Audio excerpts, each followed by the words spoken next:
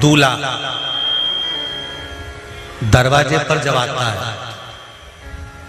मटकी में जो दिया लगाया जाता है, सालीहों लेके खड़ी होती है कन्याओं, वो मटकी में एक बत्ती का दिया लगता है कि 4 बत्ती का लगता है?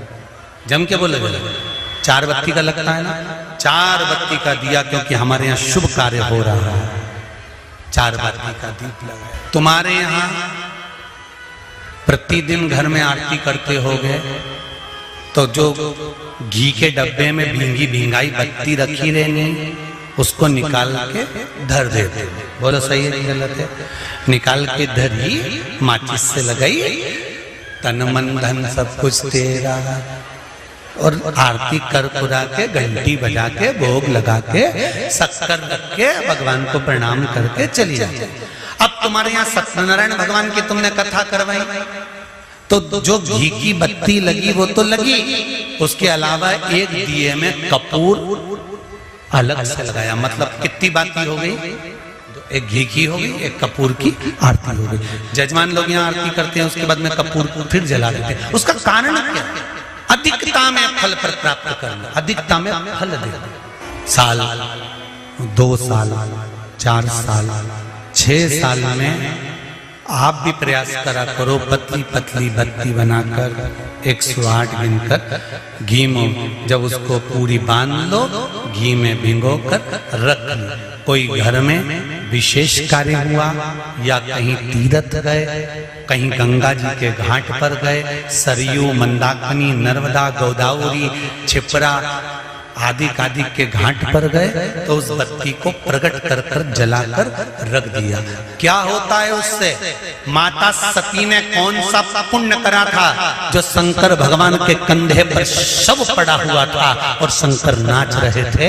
वो सती का पुण्य था कि वो कभी एक सामग्री से शिव को प्रसन्न नहीं करती थी, बहुता में देकर शंकर को रिझाती थी। इसलिए शिव ने उसको अखंडता प्रदान की।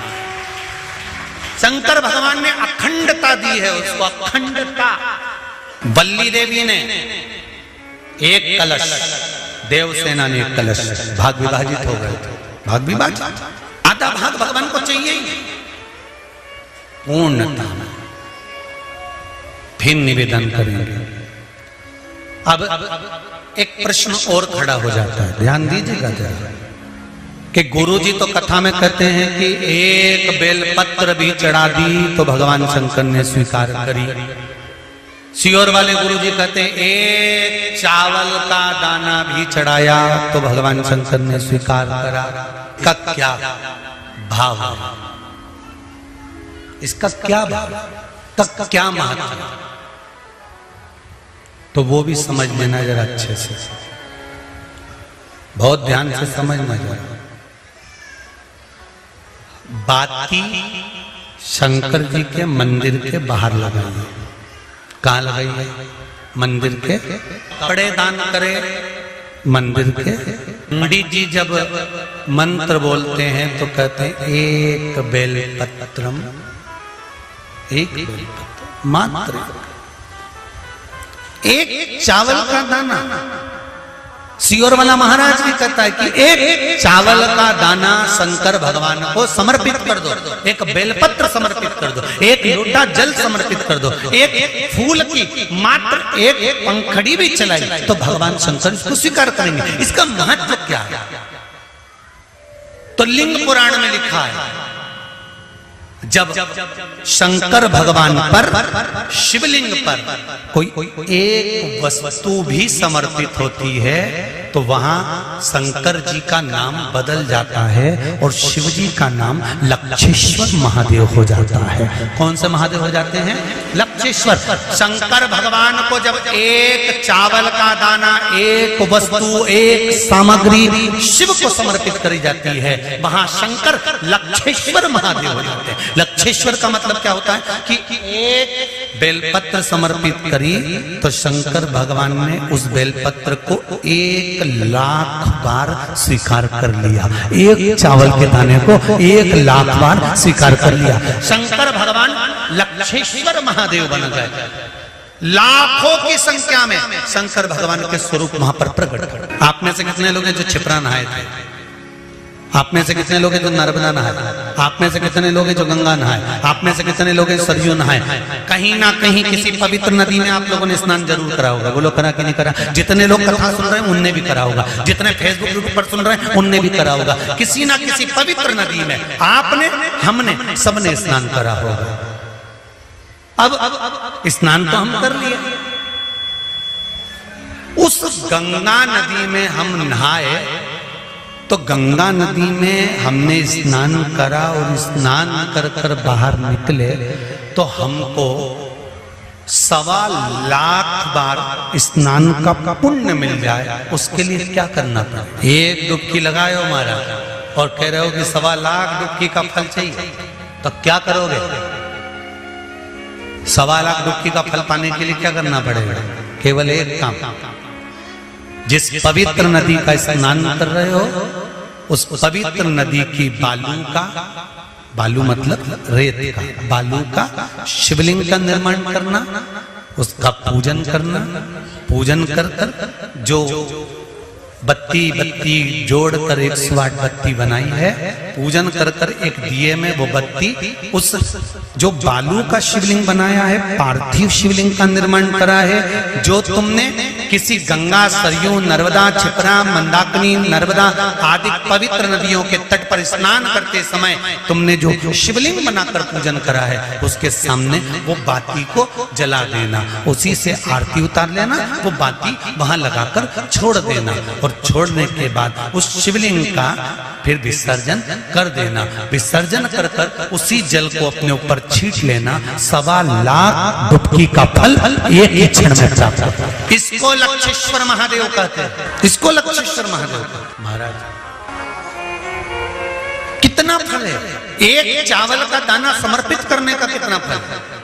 एक बेलपत्र समर्पित करने का कितना फल है? एक पुष्प की एक पंखड़ी समर्पित करने का कितना फल? और समझ लो, ब्राह्मण को हम दक्षिणा देते हैं, भांजा भांजी को हम भेंट देते हैं, बहन बेटी को हम कुछ रुपए देते हैं। जिस लिफाफे में रुपए को रख कर दिया जाता है उसमें एक का सिक्का पहले से लगा होता। बोलो सही है कि गलत है? क्यों? समता में नहीं बढ़ाकर दिया गया, बहुत अधिक कर कर दिया गया। हमने अगर अधिक कर कर दिया है तो उसका फल भी हमको अधिकता में प्राप्त। अधिक